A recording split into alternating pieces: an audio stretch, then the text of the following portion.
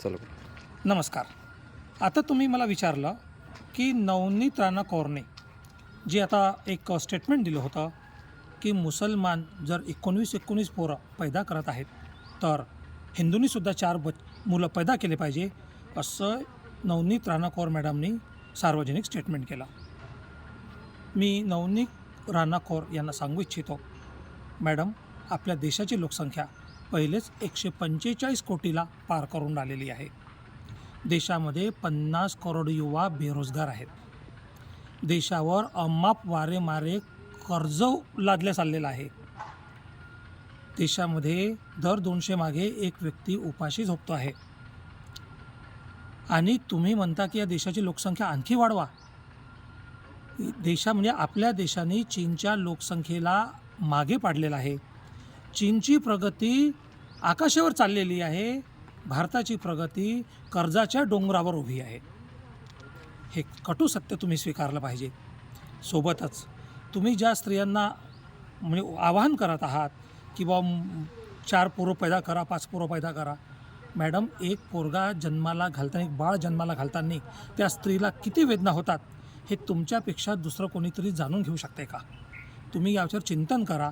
जेव्हा बाळ पोटामध्ये तयार होत असते, 9 महिने त्या स्त्रीला पोटामध्ये बाळ ठेवावं लागते.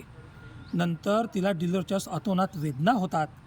तसं बाळ तर नॉर्मल होत नाही, त्याचं पोट कापून तिचं सीझर काढावं लागते, ते बाळ बाहेर काढावं लागते. नंतर त्या सीझरचा काय त्रास होतो त्या स्त्रीला चांगल्या पद्धतीनं माहीत असते. त्यानंतरही ते संपत नाही.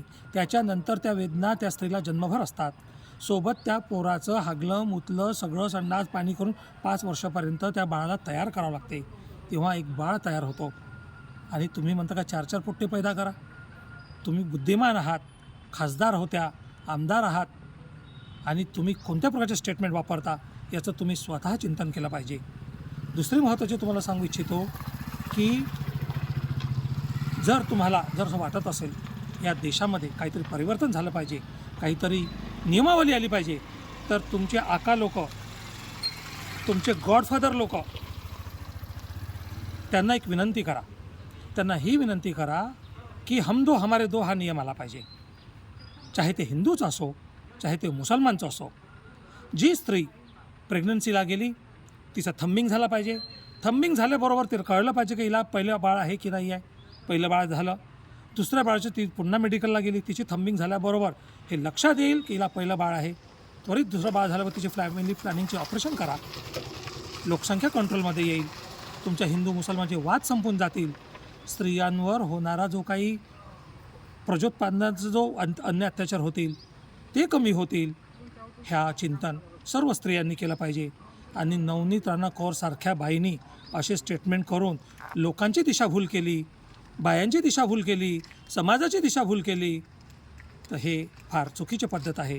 तुमच्या आका लोकांमध्ये, तुमच्या गॉडफादरमध्ये ही ताकद आहे की ते असा कायदा बनवू शकतात. देशाची लोकसंख्या 100% कंट्रोलमध्ये येऊ शकते. या देशाला, समाजाला न्याय मिळू शकते. आपला देश दिवसेंदिवस लोकसंख्येच्या बाबतीत डबघाईस येतो आहे. लोकसंख्या वाढत चाललेली आहे.